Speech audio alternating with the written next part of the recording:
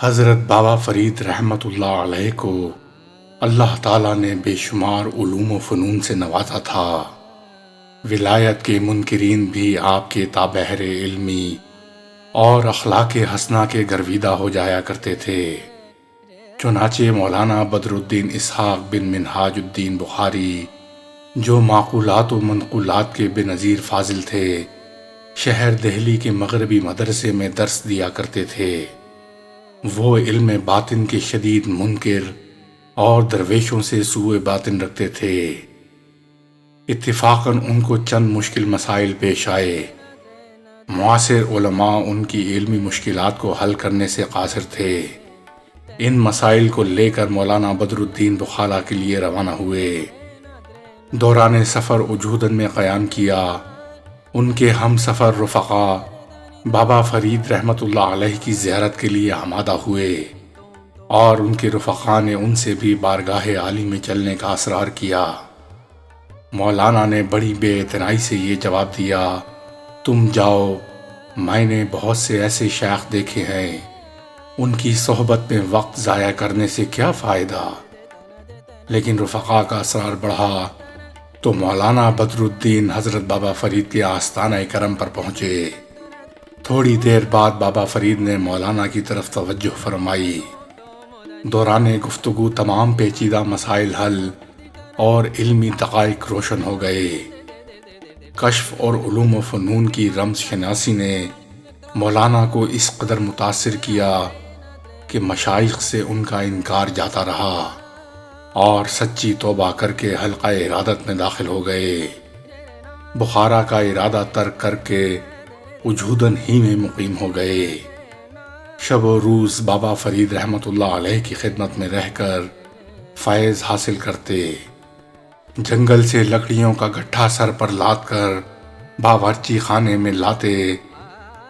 آپ کو بابا فرید کی دامادی اور خلافت کا شرف بھی ملا۔ انوار الفرید میں ہے کہ جب حضرت بابا فرید نے مسئلہ حل فرما دیا تو حضرت سیدنا بدر الدین اسحاق رحمۃ اللہ علیہ بے اختیار پکار اٹھے، جس چیز کے لیے میں بخارا جانا چاہتا تھا اس سے کئی گنا زیادہ یہاں مل گیا۔ حضرت ضیاء الدین رحمۃ اللہ علیہ اپنا ایک واقعہ یوں بیان کرتے ہیں، ایک دفعے میں حضرت گنج شکر کی بارگاہ میں حاضر ہوا۔ مجھے فقہ و نحو وغیرہ سے واقفیت نہ تھی، بس علم اخلاق پڑھایا کرتا تھا۔ میرے دل میں یہ خیال آیا کہ حضرت تو بہت بڑے فاضل ہیں، اور آپ کی مجلس میں اہل علم جلوہ افروز ہوتے ہیں۔ اگر آپ نے مجھ سے ان علوم سے متعلق کچھ پوچھ لیا تو میں کیا جواب دوں گا؟ بھری محفل میں شرمندگی ہوگی۔ کیا ہی اچھا ہو کہ حضرت مجھ سے صرف اس علم سے متعلق سوال کریں جس پر مجھے عبور حاصل ہے۔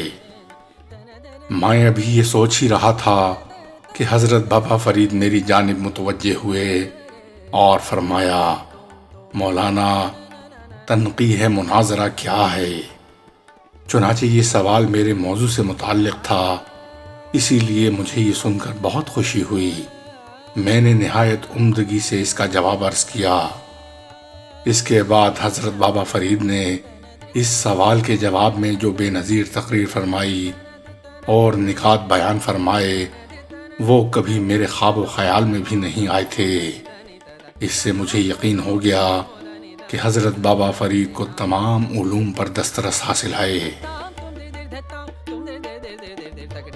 حضرت سید فصیح الدین رحمۃ اللہ علیہ کو کئی علوم پر عبور حاصل تھا، بلکہ ایک موقع پر تو آپ رحمۃ اللہ علیہ نے اپنی علمی صلاحیت کا لوہا دہلی کے علماء سے بھی منوا لیا۔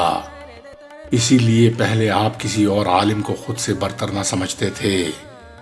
ایک دن آپ حضرت بابا فرید کا امتحان لینے پاک پتن آئے اور آپ کی بارگاہ میں آ کر مناظرانہ انداز میں سوالات کرنے لگے۔ حضرت بابا فرید مناظرانہ انداز پسند نہیں فرماتے تھے، لہذا آپ خاموش رہے، لیکن آپ کے مرید کامل حضرت نظام الدین اولیاء رحمۃ اللہ علیہ سے نہ رہا گیا۔ انہوں نے تمام سوالات کے نہایت مدلل جواب دے دیے۔ جس سے حضرت فصیح الدین کو سخت شرمندہ ہو کر واپس لوٹنا پڑا۔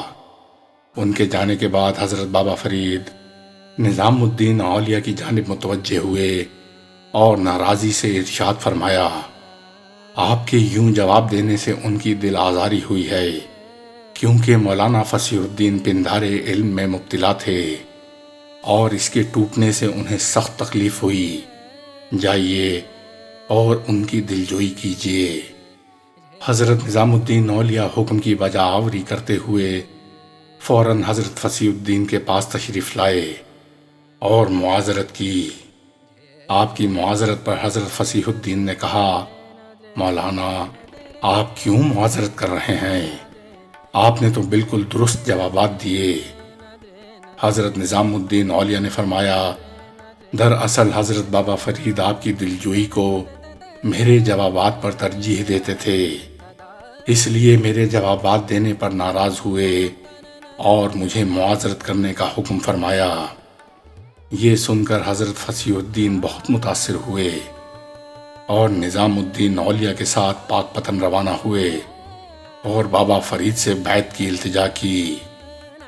حضرت بابا فرید نے فرمایا، میں اس شرط پر مرید کرتا ہوں کہ اپنا پندار علمی باہر نکال دیجیے اور آئندہ کسی سے بھی بحث و مناظرہ نہ کیجیے۔